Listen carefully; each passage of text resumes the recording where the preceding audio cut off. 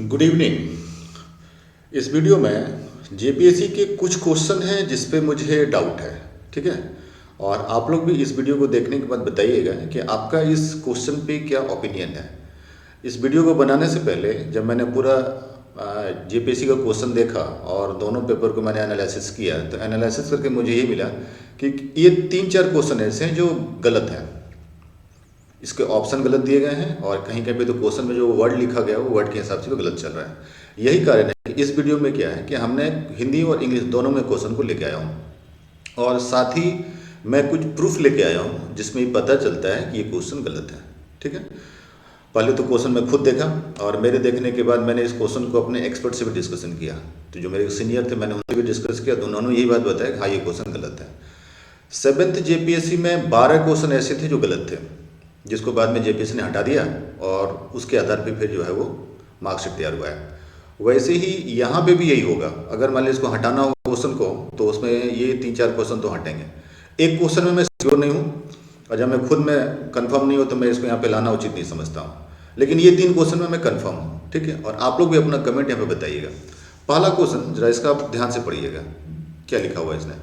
Which of the following administrative structure in ascending order is correct. ठीक है, तो यहाँ अगर असेंडिंग ऑर्डर की बात किया जाए तो इसमें था कि ये सभी गांव वाले थे कि कौन किस गांव के जाएगा उसी बात पे चल रहा है। ठीक, तो एक तो है द्रोणमुख, दूसरा है हमारे पास सच, ठीक, तीसरा है करंट। ठीक है, इसका हिंदी देखिए, यहाँ लिखता है निम्नलिखित में से कौन सी प्रशासनिक संरचना आरोही क्रम में सही है। ठीक है, यहाँ लिखा है आरोही क्रम, लेकिन जितने भी ऑप्शन दिए हैं उसमें कोई सेट नहीं होता है।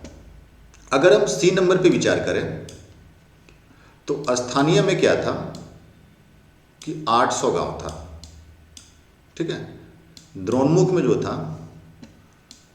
वो 400 गांव था, करवाटिका में जो था 200 गांव था और संग्रहण में जो था 10 गांव था। तो इस हिसाब से अगर आप देखा जाए तो ये जो ऑर्डर है ये डिसेंडिंग ऑर्डर में न कि असेंडिंग ऑर्डर में। और अगर इसी नंबर को आप दूसरे ऑप्शन में भी डालिएगा तो कोई सही नहीं बनेगा। इसमें जितने भी आप ऑप्शन देख रहे हैं इसमें कोई सही नहीं बनेगा। करवाटिका में अगर इसको डालते हैं यहाँ 200 हो जाता है, द्रोणमुख में डालते हैं तो यहाँ पे 400 हो जाता है, संग्रहण में डालते हैं तो फिर तीसरा में तो ये ऑर्डर में नहीं बनेगा। यही बात यहाँ पे भी आता है, इसमें भी ऑर्डर नहीं बन रहा है। लेकिन अगर यहाँ पे हम आरोही जो यहाँ पे लिखा हुआ है असेंडिंग ऑर्डर, इसको हम डिसेंडिंग ऑर्डर बनाते हैं तो फिर ये क्वेश्चन सही हो जाता है। यानी कि गलती यहीं पे है।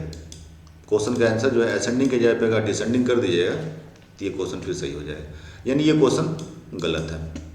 ठीक है, इस पे आप अपना विचार जरूर बताइएगा। दूसरा क्वेश्चन है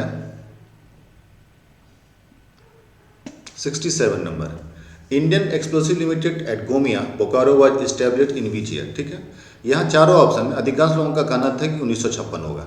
ठीक है, लेकिन मैं आपको पीआईबी का एक स्क्रीनशॉट दिखाता हूँ।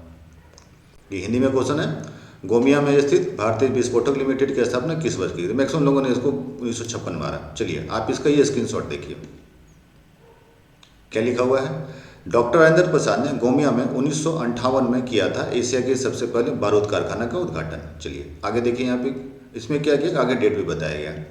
एशिया महादेश का पहला बारूद कारखाना झारखंड क्षेत्र के बोकारो जिले के गोमिया में बना था। इसका उद्घाटन करने के तत्कालीन राष्ट्रपति डॉक्टर राजेंद्र प्रसाद आए थे। उस दिन वह दिन भर गोमिया में ठहरे थे। ठीक, इसके ठीक नीचे यहाँ इनका फोटो भी है और ठीक इनके नीचे यहाँ पे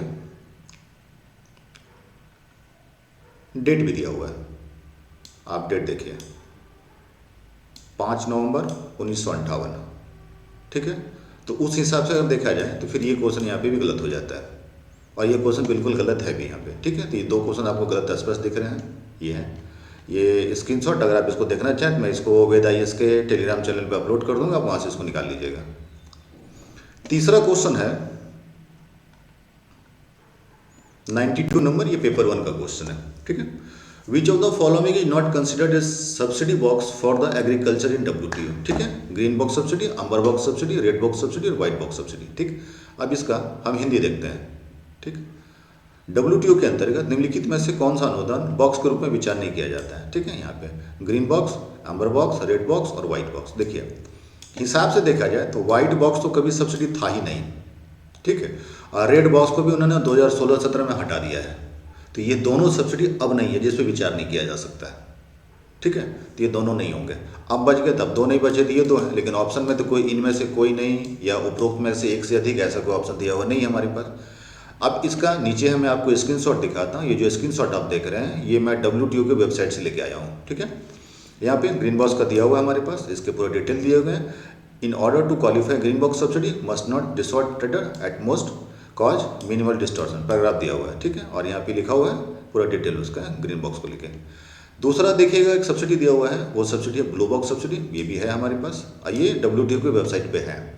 ठीक, इसके भी कंडीशन इसमें दिए हुए हैं। At present there is no limit on spending the blue box subsidy. ठीक, तीसरा एक ऑप्शन है यहाँ पर अम्बर बॉक्स सब्सिडी। ठीक, ये भी दिया हुआ हमारे पास, पूरा देख रहे हैं। These include measures of support price और the subsidy directly related to the production quantity. ठीक है, ये भी दिया हुआ है। उसके बाद अगर आप आइएगा तो एक नया अभी ऐड हो रहा है, वो ऐड हो रहा है डेवलपमेंट बॉक्स। ये अभी नया ऐड हुआ है, यानी रेड को हटाने के बाद 7-8 साल इस पर पूरा विचार विमर्श हुआ और उसके बाद एक नया ऐड हो रहा है, ये हो रहा है यहाँ पे, ये यानी ये फोर्थ है। क्या लिखता है? The type of support that fit into the development category are measure of assistant whether direct or indirect, designed to encourage agriculture and rural development, and that are an integral part of the development program of the developing country। या देखिएगा developing country, इसमें India भी आता है, तो यहाँ ये सब दिया हुआ है। और दिया हुआ है they include investment subsidy which are generally available to agriculture in developing country members, agriculture input subsidy generally available to low income और resource poor producer in the developing country. फिर यहाँ पे वही बात हुआ, डेवलपिंग कंट्री यानी India के लिए ये सूट बनता है। तो इस हिसाब से देखिए, तो जो यहाँ पे हमने ऑप्शन निकाला था,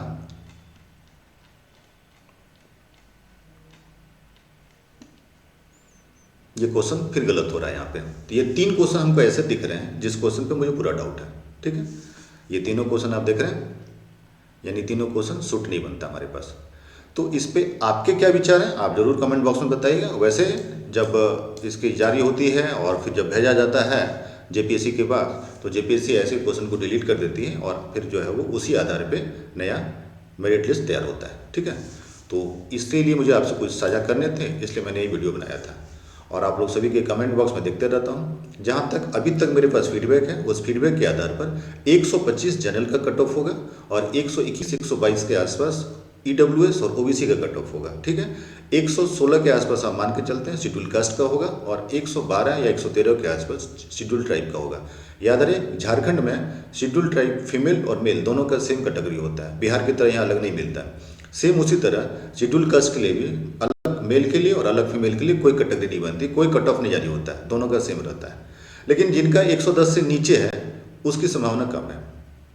और ये भी बात सत्य है कि 130 से ज़्यादा कट ऑफ नहीं जाएगा। 125 ज़्यादा हुआ तो 1-2 नंबर आगे पीछे हो सकते हैं, बट इसी के आसपास कट ऑफ रहेंगे। तो जिनमें आप लोग में जिनका कट ऑफ 130 है वो तो सिक्योर है, वो आप अपना प्रिविजन कीजिए, टाइम